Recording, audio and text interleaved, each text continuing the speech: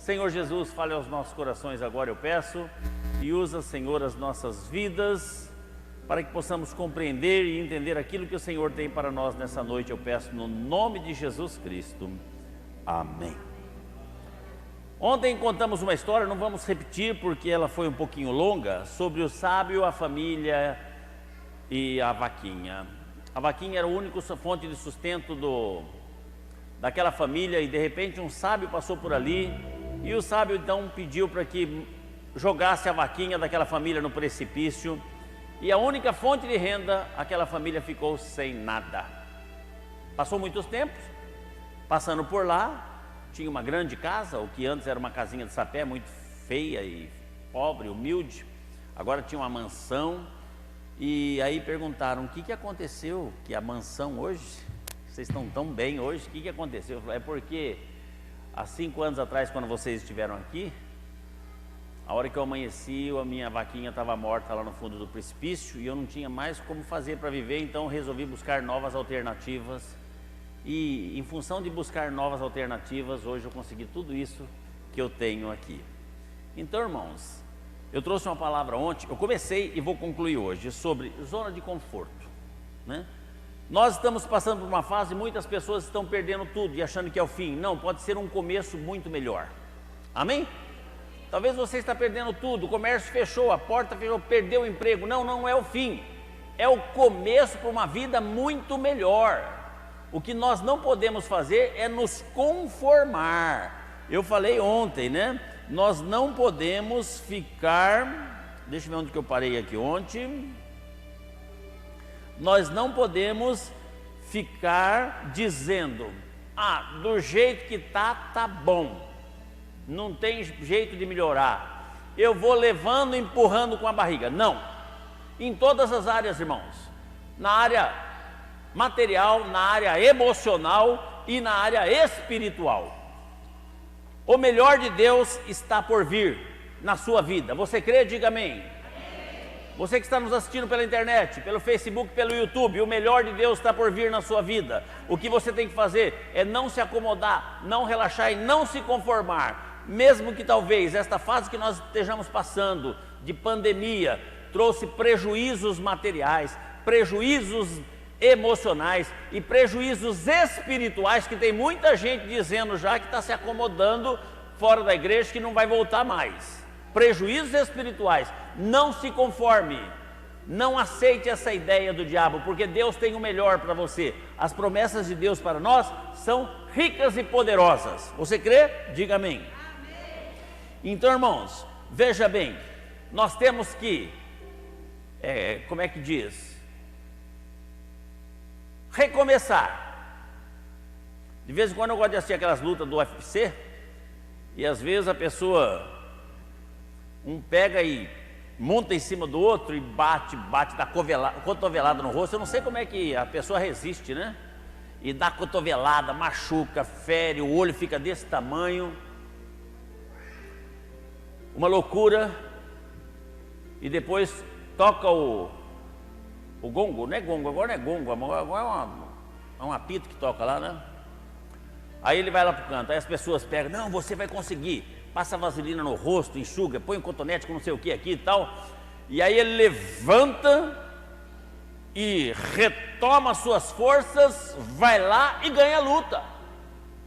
Talvez, irmãos, nós estamos nos sentindo quase que nocauteados em função desta pandemia. O medo aterroriza, os meios de comunicações aterrorizam as pessoas. Nós não vamos nos acomodar em nenhuma área da nossa vida, nem materialmente, porque Deus promete as riquezas do mundo para nós, nem emocionalmente, não vamos ficar louco, depressivo não, e nem espiritualmente. Pelo contrário, nós vamos nos apegar mais a Deus, em nome de Jesus Cristo.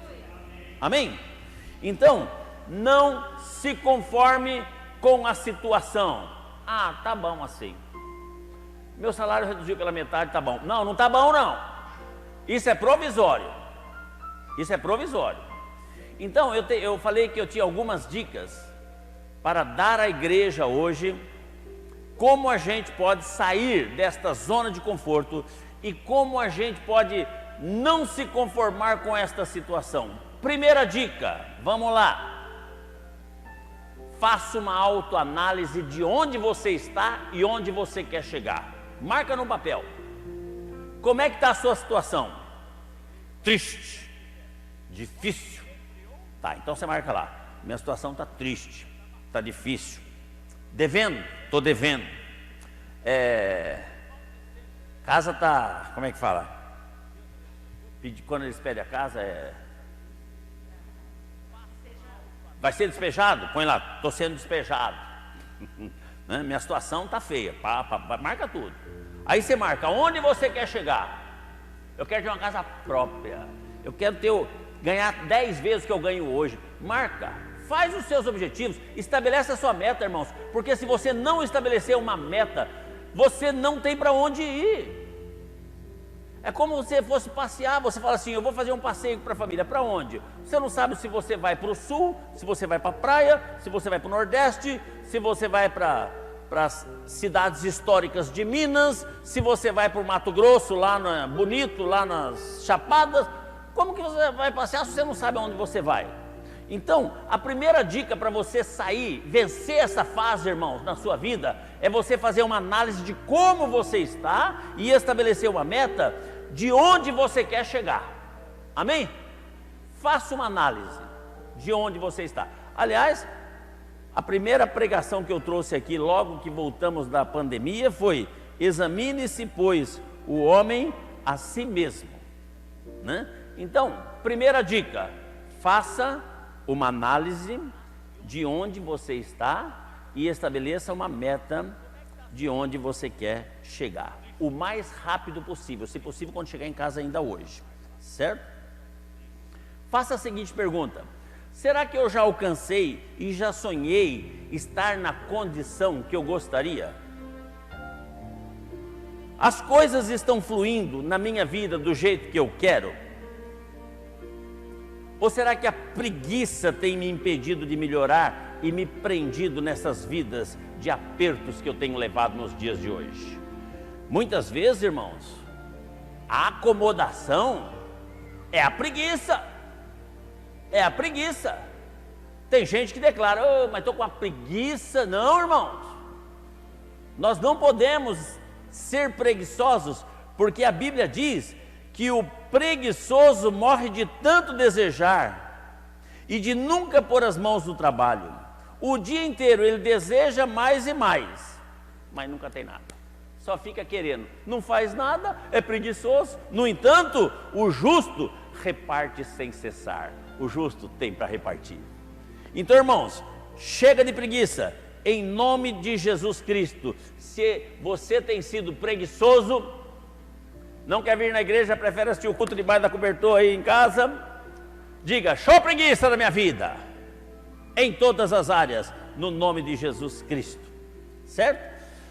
Comece a avaliar o que é necessário você fazer. O que eu vou fazer então amanhã? Estabeleça, eu vou fazer algo mais, eu vou fazer algo para prosperar. Saia da sua zona de conforto e comece a correr atrás disso aí.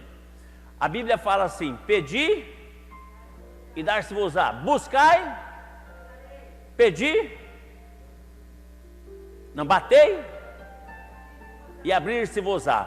Uma é clamor com palavra, duas é com atitude, é bater, é buscar. Sabe o que é buscar? Buscar é correr atrás. Quando uma criança sua corre, foge, o que você faz? Você vai buscar ela, né? Você corre atrás, tá certo?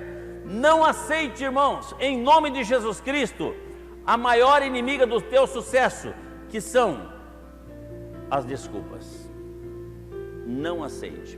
O diabo já está com uma lista de desculpas para colocar na tua mente, tais como: ah, mas é muito difícil. Nada é difícil, irmãos. Tudo é possível ao que crê. Nunca diga é difícil, não consigo, não posso. Eu não consigo fazer isso. Eu não tenho dinheiro. Irmãos, você consegue sim. E você pode ter dinheiro sim. Basta você ser fiel a Deus. A Bíblia fala que você não vai ter falta de nada. Eu até gostaria, essa aqui até eu já falei, hein? Eu até gostaria, mas estou muito velho para isso. Não estamos não, irmãos. Nós somos jovens. Amém? Eu não sei fazer. Sabe sim, você pode aprender. Certo? Eu até gostaria de fazer, mas eu não tenho tempo. Tem sim, o tempo da gente é a gente que faz. Então, irmãos, não aceite, em nome de Jesus Cristo, desculpas na sua vida. Deus, quando foi chamar Moisés para libertar o povo do Egito, isso aí está lá em Êxodo capítulo 4, 3 e 4, Moisés começou a fazer o quê? Dar desculpas. E quando ele começou a dar uma desculpa em cima do outro, porque ele não queria sair da zona de conforto dele, ele estava lá em Midian tranquilo, na casa do sogro, apacentando as ovelhas, com a mulherzinha, com os filhos, tudo bem bom. O que aconteceu na hora que ele começou a dar desculpas, irmãos? A Bíblia diz que a ira de Deus se acendeu sobre a vida dele. Deus não suporta desculpas, irmãos. A ira de Deus se acendeu sobre Moisés quando ele começou a dar desculpas. Então, não dê desculpas. Não posso, não consigo, não tenho tempo, não tenho dinheiro. Isso não vai te ajudar em nada, em nada. Pelo contrário, faça uma autoanálise de onde você está, uma meta onde você quer chegar e parta para cima, no nome de Jesus Cristo. Amém? Segunda dica, você tem que aprender a enfrentar aquelas coisas que estão te prendendo. Muitas coisas nos amarram e nos impedem de prosseguir, irmãos. Isso eu falo na área física, na área emocional e na área espiritual. Muitas coisas nos amarram. Então, irmãos, nós temos que enfrentar. E uma das coisas que mais tem prendido o povo hoje em dia, sabe o que é? Tem amarrado de uma tal forma, e amarrado mesmo, é uma coisa chamada medo. Os meios de comunicação estão fazendo terrorismo em cima da situação que nós estamos vivendo. Então o povo está amedrontado, o povo não faz mais nada, o povo não se mexe. Irmãos, nós não podemos fazer isso não, nós temos que enfrentar esse medo. A Bíblia diz que o verdadeiro amor lança fora todo o medo.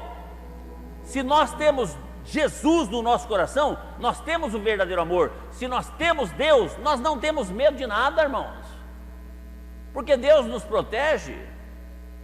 Deus nos protege de tudo. Nós temos que fazer a vontade dele. O apóstolo Paulo diz lá em Gálatas capítulo 1: acaso busco eu agora a aprovação dos homens ou de Deus? Estou eu tentando agradar os homens ou a Deus? Se eu ainda estivesse procurando agradar os homens, eu não seria servo de Cristo. Irmãos, se a gente quiser fazer a vontade dos homens, isso quer dizer que nós somos servos dos homens.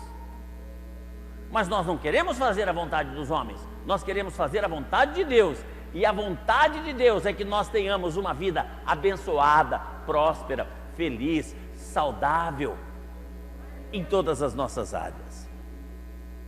Jesus Cristo, quando estava para ser crucificado, ele começou a falar que ele ia ser crucificado e que os líderes religiosos ele ia sofrer na mão dos líderes religiosos, e que essa era a missão dele. Pedro então chega para ele e fala assim: Senhor, isso nunca vai te acontecer, eu não vou deixar. Se Jesus tivesse dado ouvido para Pedro, nós não estaríamos salvos hoje, irmãos. Mas o que Jesus falou para ele? Para trás de mim, Satanás, você é uma pedra de tropeço para mim, Pedro. E não pensa nas coisas de Deus, você só pensa nas coisas dos homens. Então, irmãos, não vamos nos preocupar com a crítica, com a opinião do que estão dizendo aí nos meios de comunicação. Não se preocupe com isso não. Se preocupe em fazer a vontade de Deus, que se Deus é por você, quem vai intentar contra a tua vida? Então, irmãos, a primeira coisa, você tem que fazer uma análise de como você está, primeira dica, e estabelecer uma meta onde você quer chegar. A segunda, você tem que enfrentar todas aquelas coisas que tentam te amarrar, como o medo, por exemplo. Terceira dica: esqueça as coisas do passado. Isso trava a mente da pessoa. Não limite o teu presente e nem o teu futuro ao teu passado, aos acontecimentos que aconteceram. Quantas pessoas hoje vivem travadas? Por quê? Porque são traumatizadas por coisas que aconteceram com eles no passado. Quantas pessoas hoje são emocionalmente abaladas por abusos que aconteceram lá no passado? Mas quando a gente vem para Jesus, o velho homem morre e surge agora uma nova criatura em Cristo Jesus. E muitas vezes, irmãos, a gente está andando para frente e está olhando, em vez de olhar para frente conforme Cristo nos orientou, a gente fica olhando no retrovisor da vida e fica só lembrando no passado. Se o passado foi bom ou se o passado foi mal, não importa, passou e não volta mais. Tem gente que fica sofrendo porque no passado teve uma vida privilegiada e hoje já não tem mais. Meu, já passou, vamos levantar a cabeça, vamos sair da nossa zona de conforto e vamos buscar algo que vai nos fazer prosperar. Se aquela família da qual eu contei a historinha ontem, irmãos, ficasse só chorando as mágoas pela perda da vaquinha, eles teriam todos morrido de fome. Mas não foi isso que eles fizeram. Eles nem lembraram da vaca mais. Eles foram agora em busca de novas alternativas. Vá em busca de uma nova alternativa, irmãos. Mude a sua vida, mude os seus pensamentos. Não fique preso a coisas do passado. Quando Moisés mandou os 12 espias para espiar a terra prometida, e quando eles voltaram, 10 voltaram totalmente pessimistas. E eles voltaram para o acampamento focando no Egito. Oh, por que fomos sair do Egito? Lá nós éramos escravos, mas lá nós tínhamos coisa para comer, nós tínhamos um lugarzinho para dormir. Agora, Moisés, você nos trouxe para morrer aqui no deserto. Que malvadeza! Nós nunca vamos conseguir entrar na terra prometida, porque lá os caras são gigantes, nós somos como gafanhoto perto deles, eles vão pisar e vão macetar a gente, nós não temos a mínima chance. Agora lá no Egito, irmão, nós não temos que olhar para o Egito, nós não temos que olhar para o passado, passou.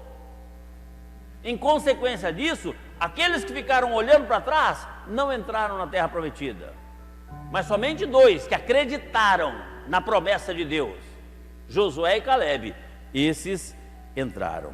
Então, irmãos, vamos olhar para frente, não vamos olhar para trás. Até aqui mesmo na nossa igreja, muitas vezes nós falhamos nisso. Quando começou a igreja, quando era lá embaixo, tinha as paredes caídas, tinham um fervor, mas você também não glorifica mais hoje, uai. Começa, olha para frente, motive-se, acredita, invista em você mesmo, se aproxime de Deus, Deus é por você. Pare de olhar o passado, irmãos, porque o melhor de Deus ainda está por vir na nossa vida. Nós estamos numa fase de transição, a nível de mundo, não é, Mojimirim? É o mundo inteiro. Está uma loucura esse negócio. Para uns, isso aqui vai ser a derrota, a falência, mas para outros vai ser a oportunidade de um grande negócio, principalmente se você tiver a orientação de Deus na sua vida. Amém, irmãos? Então, vamos lá, deixa eu correr aqui. Para terminar, mantenha-se motivado. Então, primeiro, analise como você está e onde você quer chegar, escreva lá. Segunda, meu Deus, cabecinha tá boa. Enfrente as dificuldades, seja o medo ou o que for. Terceiro, não olhe para trás, olhe para a frente. E quarto, para terminar, mantenha-se motivado. O que te dá motivação? Né? Quando a pessoa namora, está namorando. Eu lembro quando eu namorava, faz muito tempo já. Eu morava em Campinas, minha noiva morava em Itapira, e eu não via a hora de chegar sábado. Então eu não via a hora de chegar sábado, ficava contando os dias. Quando chegava sábado, eu não via a hora da meio-dia, porque eu trabalhava até meio-dia. E eu ia para casa, eu fazia barba, eu tomava banho, eu me perfumava, penteava o cabelo, irmãos. Eu tinha naquela época, por incrível que pareça ainda, eu tinha. Procurava a minha melhor roupa e ia para o ponto do ônibus, porque eu não tinha carro, né? Eu ia para o ponto do ônibus pegar o Cristalhão para vir para Itapira. E aí eu ficava lá no ponto do ônibus cantando, sorridente, irmãos.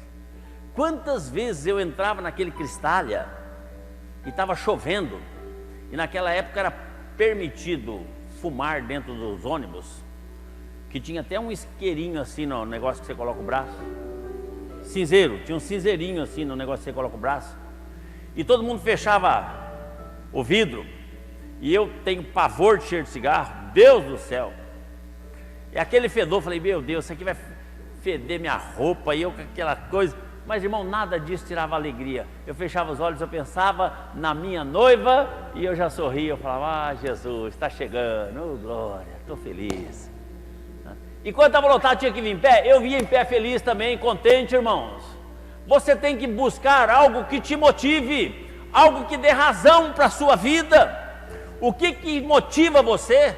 A sua família? Então, se alegre e comece a trabalhar, porque a sua família é a motivação na sua vida. O que motiva na sua vida são os filhos, são amigos, ou é a sua fé em Jesus Cristo? Então, irmãos, pega essas coisas que te motivam à alegria e a produzir algo e coloque elas na tua mente. Não fique colocando empecilhos, não, em nome de Jesus Cristo. Depois de você fazer tudo isso, você não pode deixar de fazer duas coisas que são extremamente importantes durante esta nova etapa que nós estamos para iniciar, em alguns dias, eu creio, em nome de Jesus Cristo, que é disposição e alegria. Amém? Você tem que estar disposto, tem que ter disposição e tem que estar alegre, porque não adianta você estar disposto mas triste, e não adianta você estar alegre e indisposto. Essas duas coisas são fundamentais na nossa vida: disposição e alegria. A Bíblia diz em Provérbios capítulo 17, versículo 22: o coração bem disposto é um remédio eficiente, mas o espírito oprimido resseca os ossos. Quando você está alegre, disposto, isso é um remédio para a sua alma, irmãos. Você trabalha mais contente, você não vê maldade nas coisas, e até se você machuca, você nem liga, continua alegre e disposto. Mas se você está indisposto, indisposição e triste, tudo é motivo para te irritar, para desanimar e para fazer você parar e para fazer você voltar. É verdade ou não é, irmãos? Para encerrar, porque já deu o horário. Neemias, quando voltou do cativeiro, chegou lá em Jerusalém, estava todo destruído e queimada. Imagina, irmão, se a gente for preso, e for para uma outra cidade, você ficar prisioneiro lá, e quando voltar aqui a sua casa está queimada, o templo está queimado, está tudo queimado, destruído. Cadê ânimo? Você vai fazer isso com alegria? Você vai chegar lá e vai chorar, oh, aqui tinha minhas fotografias, oh, aqui era meu guarda-roupa, minhas roupas. A mulher fala, aqui era minha geladeira, está tudo queimado aqui, meu micro-ondas, minha televisão. Não. Sabe o que Neemias falou? O povo ficou triste, lógico que fica. Você vê sua casa queimada, perdeu tudo. Ele falou assim, não entristeçais. Por que vocês estão vendo isso? Porque a alegria do Senhor é a nossa força. Amém, irmãos? Você tem Jesus, você tem tudo. Você não tem Jesus, você não tem nada. Então não tem nada que vai te entristecer, não tem nada que vai realmente desmotivar você, não tem nada que vai impedir você de prosseguir, não tem nada que vai impedir você de ser próspero, não tem nada que vai impedir você de se aproximar mais de Deus, não tem nada que vai impedir você de ter uma vida mais equilibrada. Esses momentos que nós estamos passando estão servindo para nós refletirmos, pensarmos. Por que dão férias para as pessoas? Porque durante as férias a pessoa para, descansa e pensa, quando eu voltar, eu vou produzir mais fazendo assim, assado. Ela está só, como é que fala? Esquematizando, planejando. Aí quando volta, mão na massa, e o seu serviço vai render muito mais. Então, irmãos, esse tempo que nós estamos passando é um tempo que Deus está permitindo para a gente parar, pensar e refletir e sair da nossa zona de conforto. E nunca pense que você é um derrotado, porque você não é um derrotado. Não pense que você é um fracassado, porque você não é um fracassado.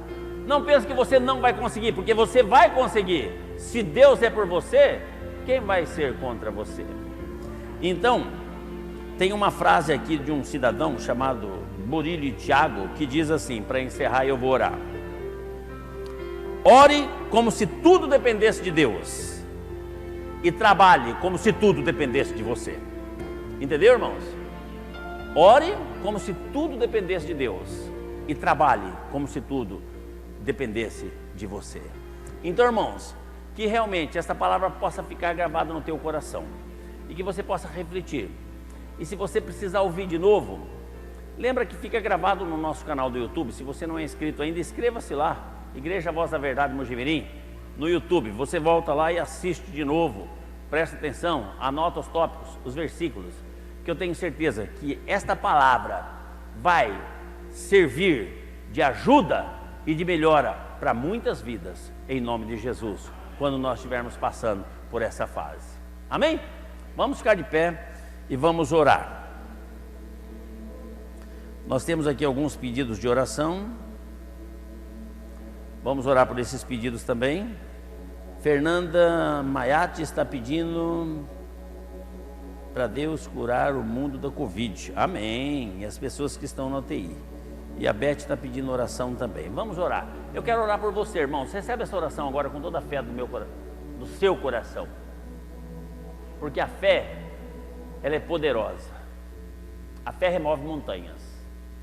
A fé move a mão de Deus em seu favor. Você que chegou aqui hoje, receba com fé esta oração. Você que está nos vendo pela internet, pare alguns instantes. Eu sei que você fica vendo o culto, fazendo as coisas, mas agora pare, só no momento da oração, e preste atenção e receba esta oração no nome de Jesus Cristo. Senhor meu Deus, aqui estamos nós, gratos a Ti por esta palavra que o Senhor trouxe aos nossos corações. Nós te agradecemos, Senhor, porque sempre que chegamos na Tua casa, o Senhor fala de uma maneira maravilhosa conosco.